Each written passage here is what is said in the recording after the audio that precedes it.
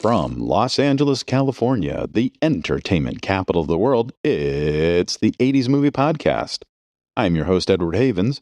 Thank you for listening today. On this episode, we're going to be looking back at a movie that will be celebrating its 40th anniversary of its original theatrical release this week. A movie that would turn one of its leads into a star and thrust its director into the mainstream, at least for a short time. We're talking about the 1983 Martha Coolidge film, Valley Girl, which is celebrating its 40th anniversary. It's released this Saturday, with a special screening tonight, Thursday, April 27, 2023, at the Chinese Theater in Hollywood, with its director doing a Q&A after the show. But as always, before we get to Valley Girl, we head back in time. A whole 11 months, in fact, to May 1982. That month, the avant-garde musical genius known as Frank Zappa released his 35th album, Ship Arriving Too Late to Save a Drowning Witch. Released on Zappa's own Barking Pumpkin record label, Drowning Witch would feature a song he co-wrote with his 14-year-old daughter, Moon Unit Zappa. Frank would regularly hear his daughter make fun of the young female mall rats she would encounter throughout her days. And one night, Frank would be noodling around in his home recording studio when inspiration struck. He would head up to Moon's room, wake her up, and bring her down to the studio, asking her to just repeat that silly Val speak voice she did all the crazy things she heard being said at parties, bar mitzvahs, and the Sherman Oaks Galleria Shopping Center, which would become famous just a couple months later as the mall where many of the kids from Ridgemont High were in Amy Heckerling's breakthrough movie Fast Times at Ridgemont High. For about an hour, Frank would record Moon spouting off typical Valley Girl phrases before he sent her back up to her room to go back to sleep.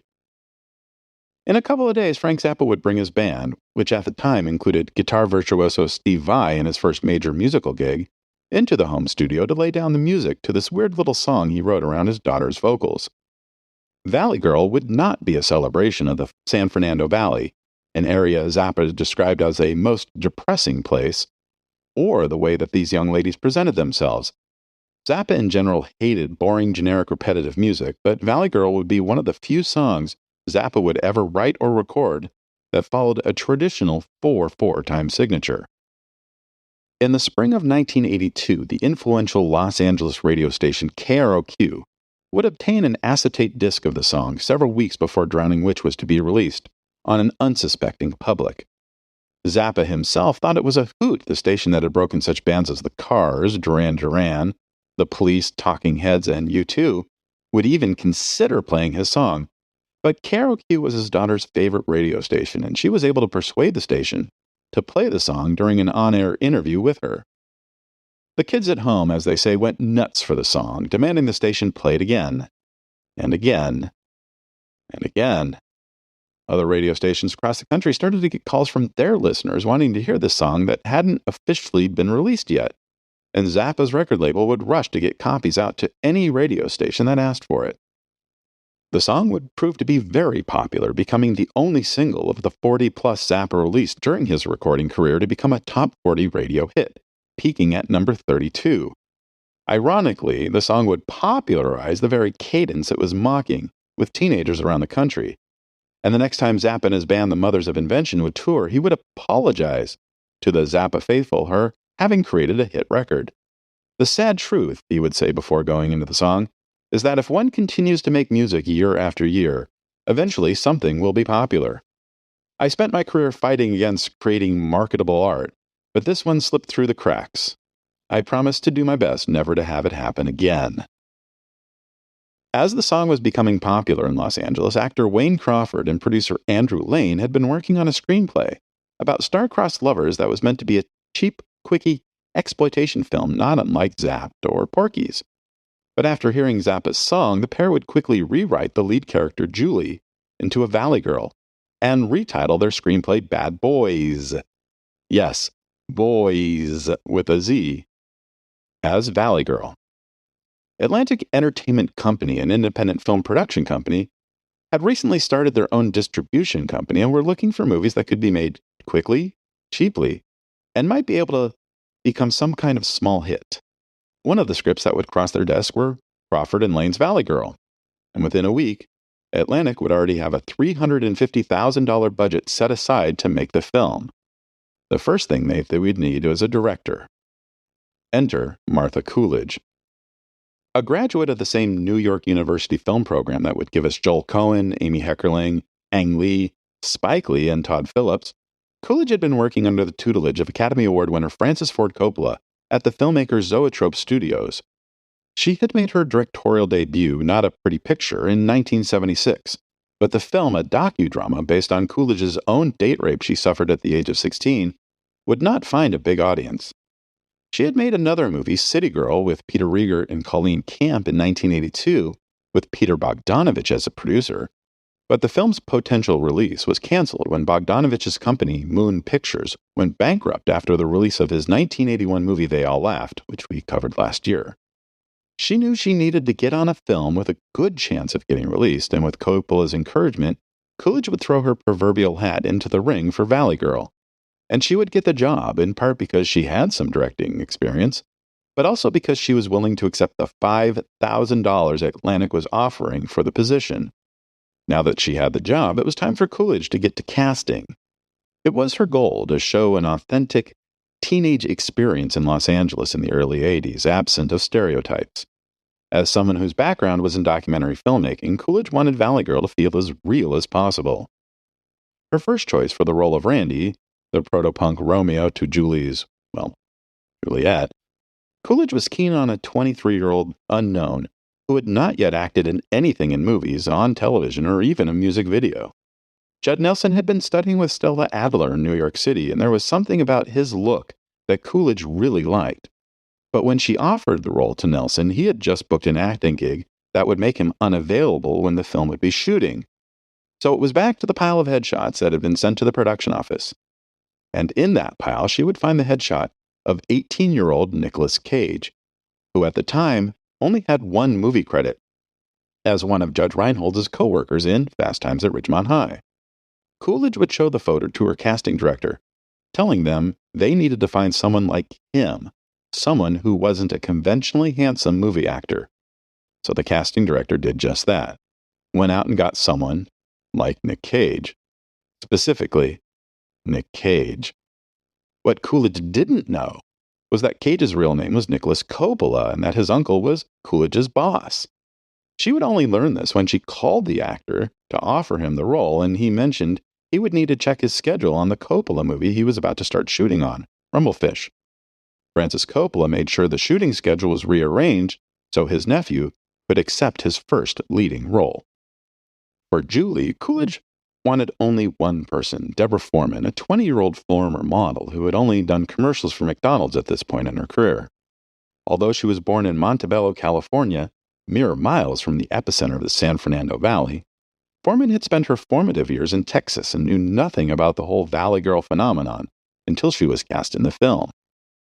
Supporting roles would be filled with a number of up-and-coming young actors, including Elizabeth Daly and Michelle Mayrink as Julie's friends, Cameron Dye as Randy's best friend, and Michael Bowen as Julie's ex-boyfriend, while Julie's parents would be played by Frederick Forrest and Colleen Camp, two industry veterans who had briefly worked together on Apocalypse Now.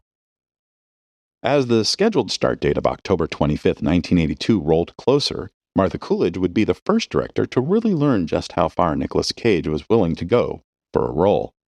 He would start sleeping in his car to better understand Randy, and he would, as Randy, write Foreman's character Julie a poem that, according to a May 2020 New York Times oral history about the film, Foreman still had to that day.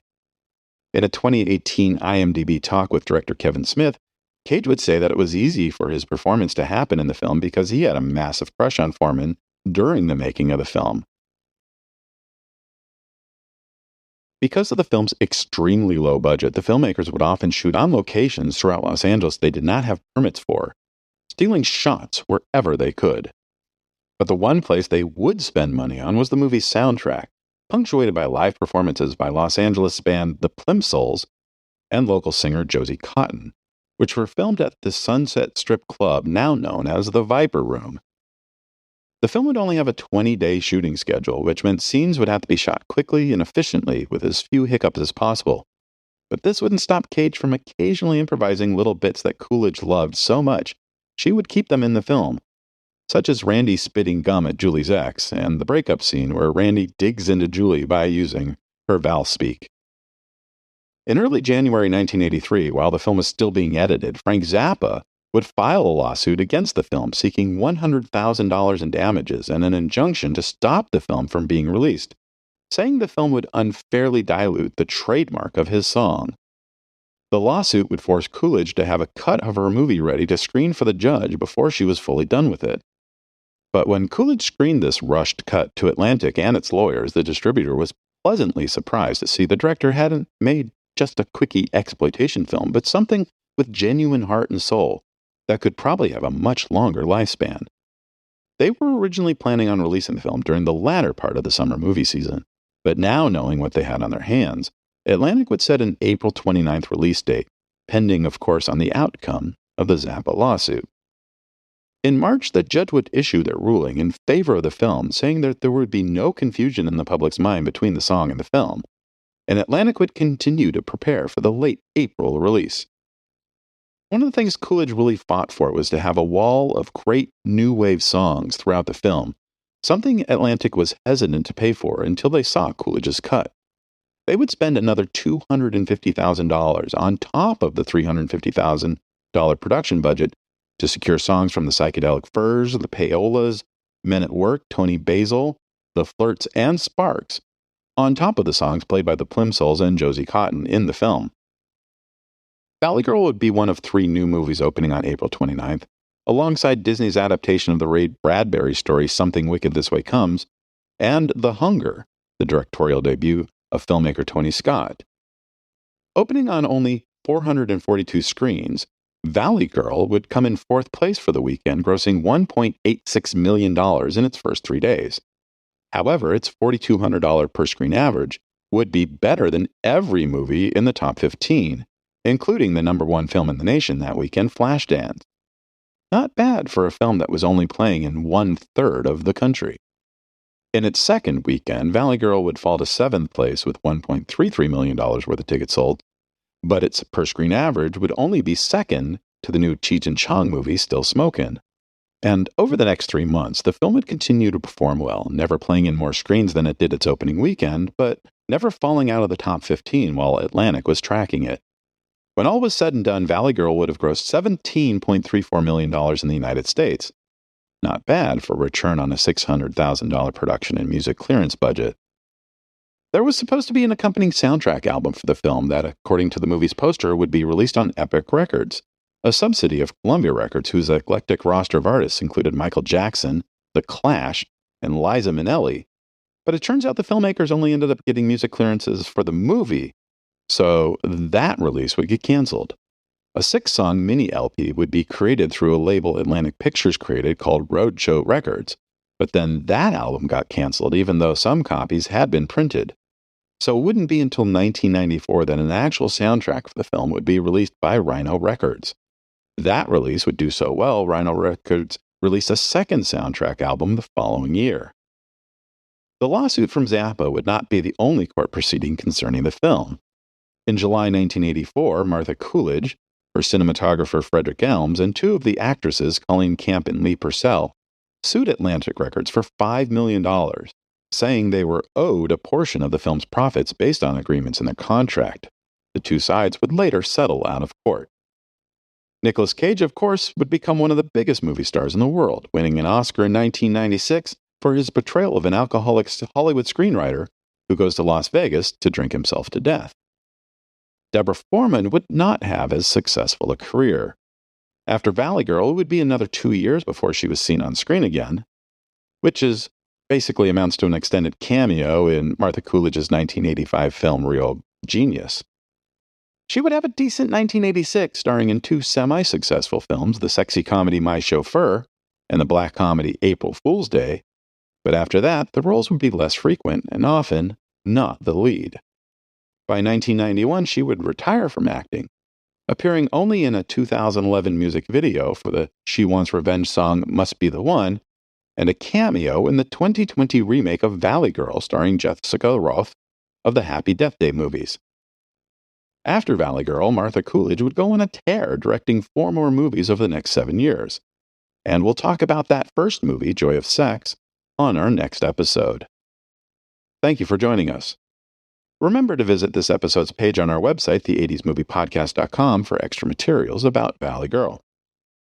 The 80s Movie Podcast has been researched, written, narrated, and edited by Edward Havens for idiosyncratic entertainment. Thank you again. Good night.